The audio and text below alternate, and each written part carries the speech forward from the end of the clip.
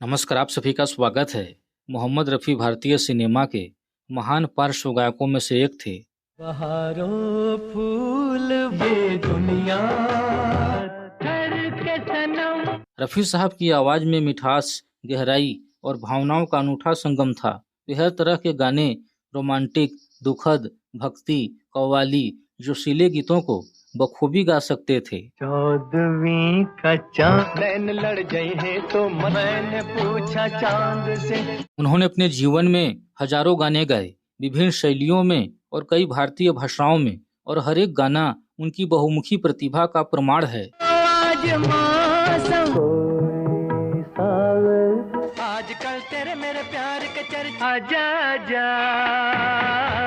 रफ़ी साहब वो नाम थे जिनकी आवाज़ ने करोड़ों दिलों को छुआ। उन्होंने हजारों गीत गाए जिन्हें आप लोगों ने सुना भी होगा। लेकिन क्या आप जानते हैं कि रफ़ी साहब के कुछ गीत ऐसे भी थे जो कभी दुनिया के सामने आए ही नहीं, यानी कभी रिलीज ही नहीं हुए। आज हम रफ़ी साहब के कैसे ही अति दुर्लभ अनसुने गीत को प्रस्तुत करेंगे जो कभी रिलीज ही नहीं हुआ और जिसे सुनने का सौभाग्य बहुत कम लोगों को मिला। इस गीत के पीछे की कहानी भी उतनी ही दिलचस्प है जिसे हम आप लोगों के साथ विस्तार से साझा करेंगे। लेकिन उससे पहले अगर आप रफ़ी साहब के सच्चे प्रशंसक हैं तो चैनल को सब्सक्राइब करके बेल आइकन अवश्य दबा दें ताकि ऐसे ही भूले बिसरे गीतों की कहानियां आप तक सबसे पहले पहुंचें। और हाँ, वीडियो के अंत तक हमारे साथ जरूर बने रहिएगा क्योंकि इसमें आपके लिए खास सरप्राइज है। साल 1970 के आसपास गद्दार नामक एक फिल्म का निर्माण शुरू हुआ था। काफी रिसर्च के बावजूद इस फिल्म के निर्माता, निर्देशक और अभिनेता अभिनेत्री के बारे में जानकारी नहीं मिल पाई। दुर्भाग्य से इस फिल्म का केवल एक ही गीत उपलब्ध है जिसे लिखा था भरत व्यास ने और जिसका संगीत नितिन मंगेश ने तैयार किया था। बता दें कि नितिन मंगेश दो लोगों की जोड़ी थी जिन्होंने 1970 से 1980 के दशक में हिंदी फिल्मों के लिए संगीत रचा। नितिन मंगेश की संगीत यात्रा की शुरुआत गुजरात से हुई थी जहां उन्होंने ब्लू वर्ड नामक एक संगीत समूह बनाया था। यह समूह अक्सर शंकर जयकिशन द्वारा रचित धुनों को प्रस्तुत करता था और अपनी अनूठी शैली के लिए जाना जाता था। 70 के दशक में यह जोड़ी मुंबई पहुंची। यहाँ उन्हें पहली बार फिल्म गद्दार में संगीत देने का मौका मिला, लेकिन अफसोस यह फिल्म कभी पूरी नहीं हो सकी। इसके बाद 1972 में आई फिल्म समांता उनके करियर की अहम पड़ाव बनी, जिसमें उन्होंने मोहम्मद रफ़ी, मन्ना डे और आशा भोसले जैसे दिग्गज गायकों से गाने गवाए। लेकिन किस्मत ने फिर धोखा दिया क्योंकि फिल्म रिलीज होते ही सरकार ने उस पर प्रतिबंध लगा दिया।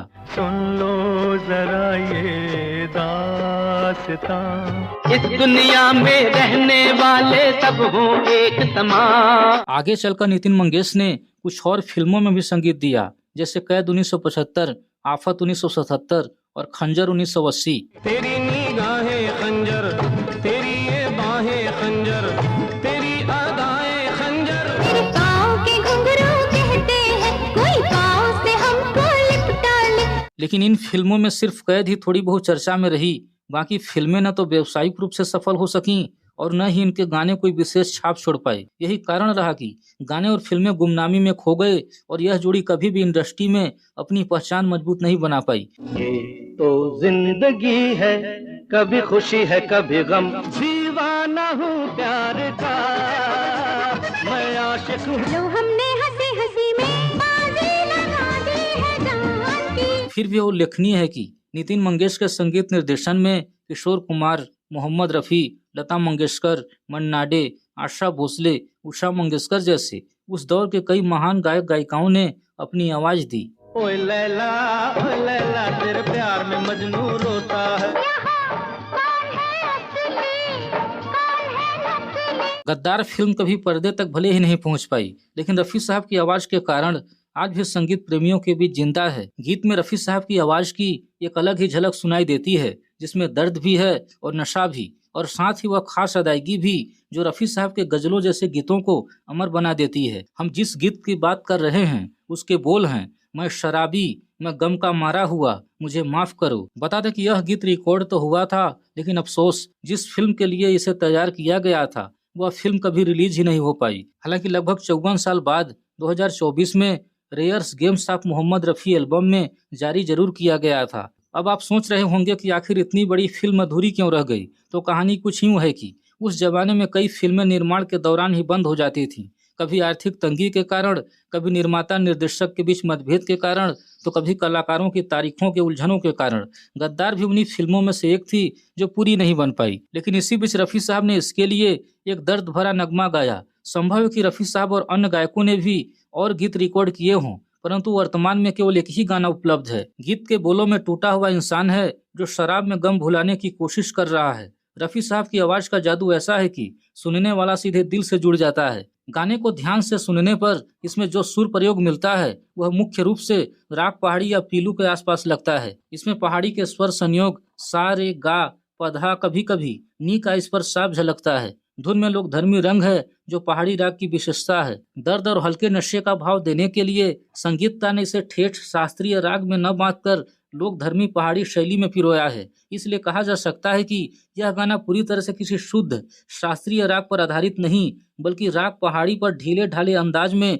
आधारित फिल्मी धुन है। आइए गीत के कुछ अंशों को सुनते हैं। मैं शराबी मैं गम का मारा हुआ, मुझे तो माफ करो, मुझे तो माफ करो। जाम पे जाम चल चलाता हूँ, मेरा बिना कोई नहीं रोके। मैं शराबी। वास्तव में रफ़ी साहब की आवाज में दर्द भी है, नशा भी है और ऐसा लगता है मानो आवाज सीधे दिल से निकल रही हो। और रफ़ी साहब की गायकी ने इसे और अनमोल बना दिया। अफसोस है कि यह अनमोल धरोहर कभी बड़े पर्दे तक नहीं पहुंच पाया। मित्रों, यह सिर्फ गाना नहीं है बल्कि हिंदी सिनेमा के अधूरे सपनों और रफ़ी साहब की अद्भुत गायकी का जीता जागता सबूत भी है कि कभी शराब को हाथ न लगाने वाले रफ़ी साहब शराबी गीत को भी कितना सुंदर गा सकते हैं। यह गीत हमें याद दिलाता है कि चाहे फिल्म पूरी हो या अधूरी, रफ़ी साहब की आवाज़ हमेशा अमर रहेगी। जरा सोचिए, अगर यह फिल्म रिलीज हो जाती तो शायद यह गीत आज उन सदाबहार नगमों की सूची में शामिल होता जिन्हें हर संगीत प्रेमी गुनगुनाता। लेकिन किस्मत को कुछ और ही मंजूर था। मित्रों, आपको यह दुर्लभ गाना कैसा लगा? क्या आपको लगता है कि अगर गद्दार रिलीज हुई होती तो यह गाना सुपरहिट होता? अपनी राय कमेंट में जरूर बताएं। और हाँ, अगर आपको यह वीडियो अच्छा लगा हो तो इसे लाइक और शेयर करिए और चैनल को सब्सक्राइब करके बेल आइकन अवश्य दबाएं, क्योंकि आगे भी हम आपके लिए ऐसे ही भूले बिसरे नगमे लेकर आते रहेंगे। मिलते हैं अगले एपिसोड में एक और अनकही कहानी के साथ। धन्यवाद।